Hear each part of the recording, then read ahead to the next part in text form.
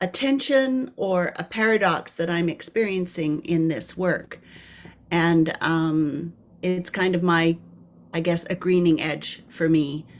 And it's a greening edge around which there is lots of language that's been there for a while, but it's like I'm kind of, I'm kind of growing into the language, or the language is starting to have some actual meaning for me. And hopefully that will make sense as I go on to share. So the theme, or the tension that I experience is around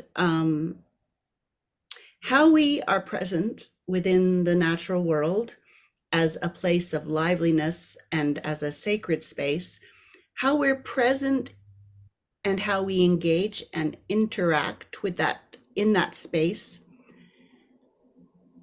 and how we do it not from a position of extraction. So I have all of this energy around not wanting to use the earth for my personal privilege. So it's a tension that I struggle with. So I'm going to read something that I wrote, and then I'm going to share about how the journey has gone. Okay. And some of you may have read this. It's on the website. So Karl Rahner said, if the church is going to survive, perhaps we all need to become mystics. Perhaps if humans are going to survive on the earth, we need to become eco-mystics. And what on Tuesday morning is that? I think a mystic is someone who periodically, and or, if they're lucky, pervasively, has a sense of being part of something more themselves, of being more alive, who feels the imminence of the good intentions of the universe, who feels connected, known, and integrated within a generative and creative love. This love is both within them and outside of them. So what's an eco-mystic? An eco-mystic is someone who is developing the capacity to experience an awe-filled, hands-off, non-colonizing, thank you, Hélène, delight in all the manifestations of life. So an awe-filled, hands-off, non-colonizing delight in all the manifestations of life. In the copper-backed bee busy at the edge of the path, the shoving purple Chinook sky, the green shoulder of the prairie hillside, and the luminous glow of red begonias in heavy green shade. Eco-mystics have a delicious sense of the thisness of things, which has nothing to do with them.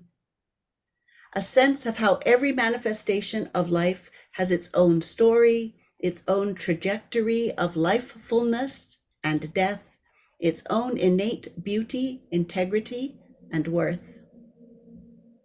At the same time, eco-mystics feel the soles of their feet on the earth, thank you, Dennis, know the restoration of breath in and out of their bodies, I think Marianne mentioned that, and experience the touch of moving air on their skin. In their fierce desire to be present to what is, without reference to self, they discover a dynamic, vibrating aliveness of life, and sometimes experience themselves as solid, tangible, and integral within that life. In losing their lives by giving themselves away in their still, open, non-grasping, energy, full attention, they find themselves to be altogether different.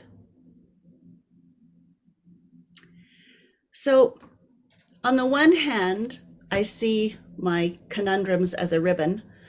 On one hand, at the end of this kind of paradox is this way of being in the world, or coming to the world, which is open, without a lot of language, present to what is, experiencing it through our senses, just receiving what is as it is. And on the other hand, even in our, the book we've been using, Field Guide to Nature Meditations, 52 mindfulness practices for joy, wisdom, and wonder, there is the sense that, of course, because we are of the earth, from the earth, go back to the earth, designed to know the earth, we experience goodness and we look for the sacred in the earth, and we're making meaning of the stories that we experience all the time. And so there's this sense that we're always taking as well. And so so I was feeling this kind of like, this tension between, I don't want to just go and stamp Sarah all over the planet. I want the planet to be its own self. I just don't want to stamp my story all over everything. I want it to be itself. Just like when you guys kept coming in with Sarah all over you. It's like, I don't want to do that. I want it to be, I want it to be its own self. So I was feeling the tension of this, right? I was feeling like, and I've been thinking about paradox as a ribbon. And I was thinking that I'm tied up in this ribbon. I'm stuck, right?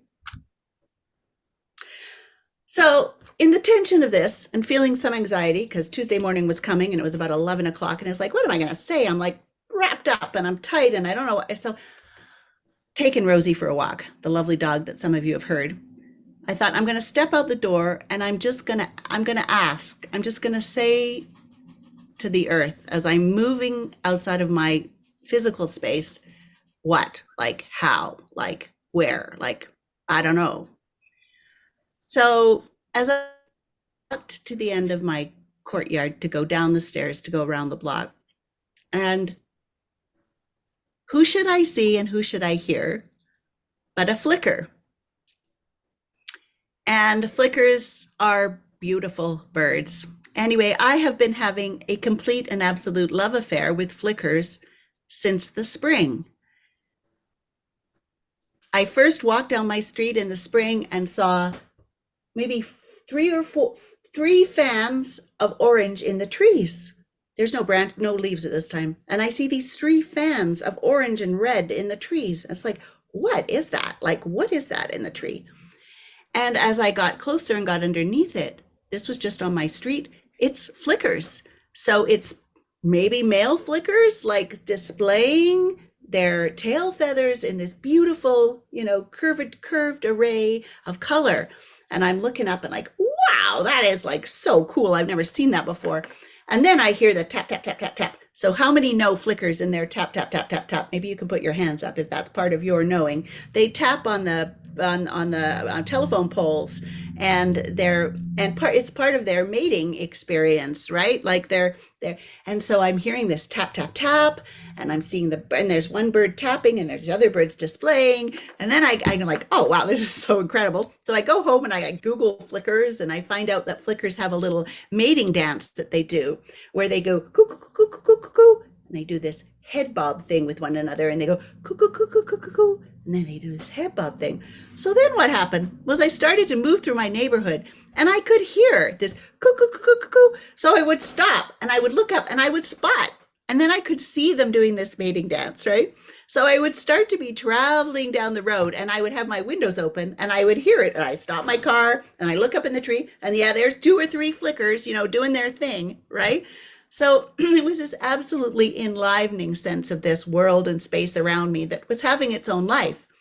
And then the story gets better, because what happens is, as I'm walking down my street, again, in the same space where I'd seen all the lovely courtship going on, I see a hole, and I see this beautiful large flicker, whoop, boom, down into the hole. I'm like, oh my goodness, is this a nest?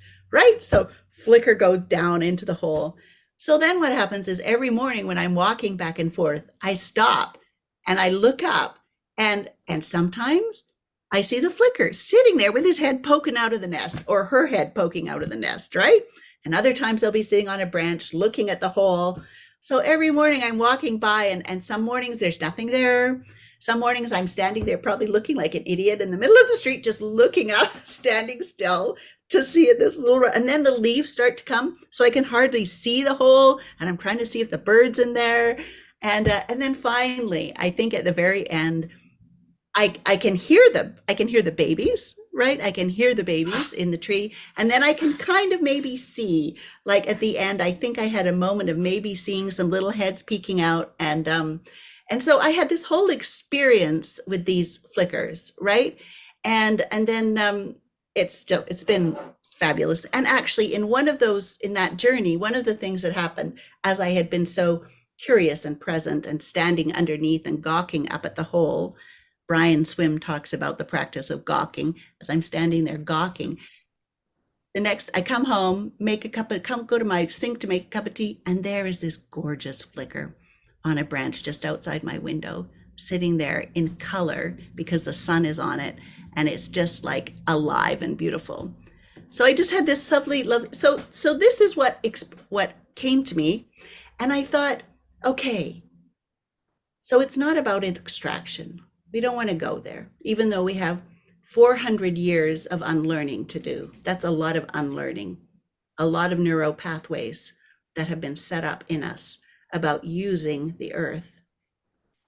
It's a huge job, but it is about connection, right? And so I know there's that language that many of you are probably more familiar than I am with, of kinship. There's this sense of connection, that we're cousins, that we're uh, together, that the indigenous people have had more of a relationship of kinship with the earth. So there's that language. So it feels like, okay, that's some language to move into or to grow into. And I thought for me also, from the tradition that I'm part of, perhaps there is the language of neighbors. So I come from a tradition which talks about loving God and loving your neighbor as yourself. So perhaps there's also that another kind of model and way of thinking and speaking about it as neighbors, as cohabitating, as coexisting together in this amazing wild and earth that we're part of. So it felt like my paradox, my tightness found some space, some possibility of moving forward with that. So I wanted to read to you a poem that I wrote a couple of years ago. But as I was starting to think about the language of kinship, I remembered the experience I had and then this poem that came. It's called White Butterfly. It doesn't happen often, fleeting like that white butterfly dancing between the late August grasses. But sweet, when there is that stillness, the leaf lifting a little as a small breeze finds its way into this copse. I can't find the words. I can only say, yes, please, more. Can I just be of the earth, like you, humus, like you, chickadee, like you, elm with the sloughing skin, like you, never known, never remembered space, tracing the shoulder of the earth with my finger, feeling the weight of the sky.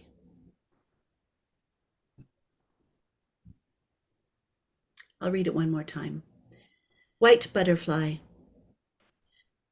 It doesn't happen often, fleeting like that white butterfly dancing between the late August grasses,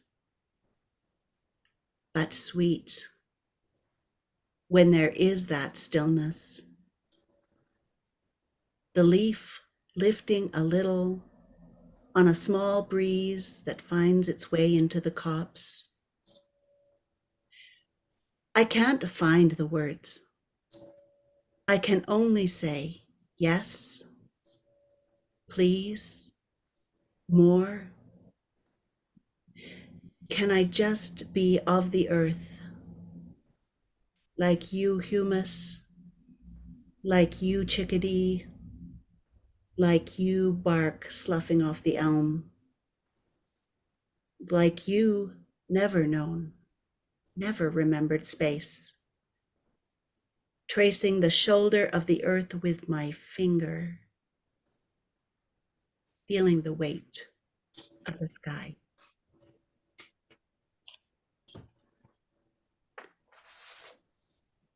So that expresses for me a desire and a sense of kinship and wanting kinship and intention of longing for kinship. So what I'd like to do at this point is I'd like to invite you to go in, send us into breakout groups. And what I'd like you to reflect on, and I really hope that you're using the breakout rooms in the fairly strict offering that I have suggested, where people would speak for 3 minutes with no interruptions and no crosstalk, and then move to the next person with no interruptions and no crosstalk, and really respect that sense of not dialogue, not conversation, but a sacred container space where you can just speak into the 3 minutes with what, is alive for you. And I really invite you to be in the now, not talking about things you've done in the past, things you're going to do in the future, but really speak to what is coming up in this moment. Okay, so I'm going to give you a question, and this is all based on the work of Peter Block. And as he says, these questions are meant to be anxiety provoking. So there you go, guys. You got your heads up there. There might be a little anxiety with this question. So what is the crossroads that you are at the moment, in this moment, in terms of your relationship with the earth? All right. So I think most groups have 3 people. So you have 3 minutes each. Perhaps in the groups where there's 4, you could just be careful of giving enough time for everybody.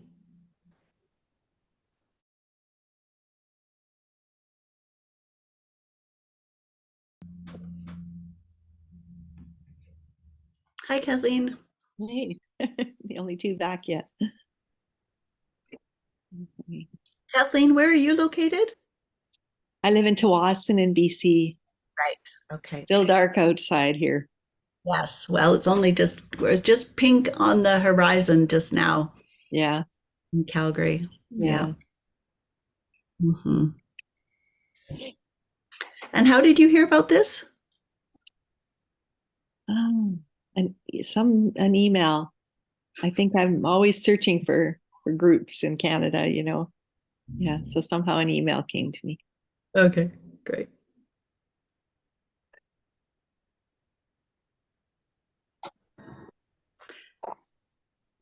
Welcome back, everyone. Welcome back.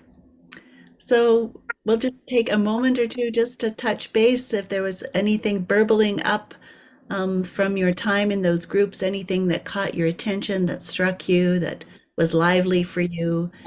Be willing to just share briefly about that.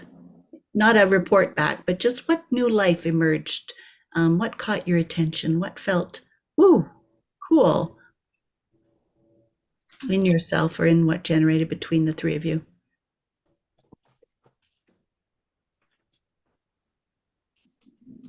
I felt a real sense of closeness and hopefulness in terms of what I can do in my small piece to help contribute to the earth we all love.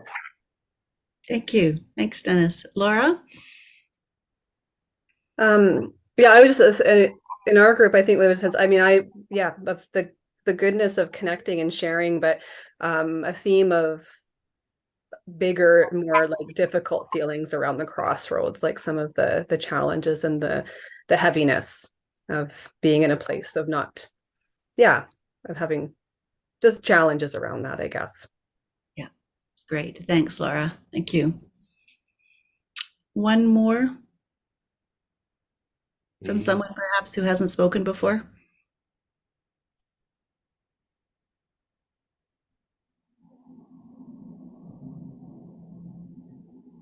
We just knew tension, a lot of tension, and expressed that in different ways. Okay, thank you. And Yuta? Oh, I'm just struck by, we had different images, and one was that the earth will go on. The earth has been here for billions of years and has at least another billion with or without us. And at the same time, the earth has steadfast love for us. Wonderful. Thank you. Thank you so much. So at this point, I wanted to, I had some reflections that I wanted to offer about the experience of being and becoming an eco-mystic and what I hoped had been our experience in this series together. But I think I will leave those till next week because we are coming to the close of our time. But what I did want to do was I wanted to leave you with some seeds. So I'm going to plant some seeds, okay? So you're right now, your soil. I'm planting little seeds. So the seeds that I would like to plant are by way of invitation. So that's how human beings perhaps receive seeds. Invitations come our way and we say yes, or we say no, or we say maybe later. So this one seed is that tomorrow evening, I am doing a session with Rabbi Mark Glickman, who is a rabbi in Calgary, and John Pentland, who's a minister in Calgary, a Christian minister. And I'm going to be talking about Green Exodus, which is the mothership for this work, and the theme of Exodus and what it has to do with the climate emergency. So if you would like to join us for that, that would be lovely. It's for about, I think, 40 an hour. I can't remember exactly how long it is. I think it's an hour and 15 minutes at 6:30 Mountain Time tomorrow. And the sign up is on the Green Exodus website. So if you would like to join for that, that would be wonderful. The element that we had for next week is fire, which seems appropriate for a lot of reasons. The other invitation I would like to give you is a colleague and I are working on a series called Love Letters to the Earth and Love Letters from the Earth. We're going to be creating an opportunity on 3 Mondays leading up to COP, the Conference of All Parties on Climate, to come together and in the tradition of Thich Nhat Hanh, write love letters to the earth, and in the tradition of poets, receive love letters from the earth. So we're going to be doing that with the hope that they will be part of an event. So some of you in Canada are members of an organization called Kairos, and they're encouraging us to host candlelight vigils during the time of COP. So on December 10th, which is a Sunday, the hope is that there would be vigils happening throughout North America, perhaps around COP.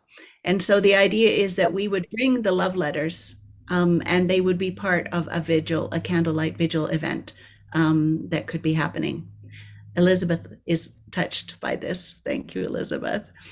And so if this is of interest to you, or if you can imagine doing something like this where you're located, let's stay talking and we'll connect again next week, because I could imagine that people could come to this online event where we will be writing love letters, and then you can go back to your local context to host a vigil, and that could be 2 or 3 people, or it could be 10, or it could be 20. And we'll be providing some liturgy and some suggestions about what that vigil could look like, and what that might be. And then I need to say this is a lovely serendipitous moment because I see Roger out of the corner of my eye. Roger came up to me. He and I both live at Prairie Sky Co-housing Cooperative, and he came up to me very graciously at supper the other day and sat down beside me and said, "Sarah," he says, "can I tell this story, please, Roger?" Please do. He says, Richard Rohr, he has this organization called Action and Contemplation. So he says, "I'm wondering about, what might be action within our Becoming Eco-Mystics little community." And he says, "Could I offer the possibility of letter writing?" Right.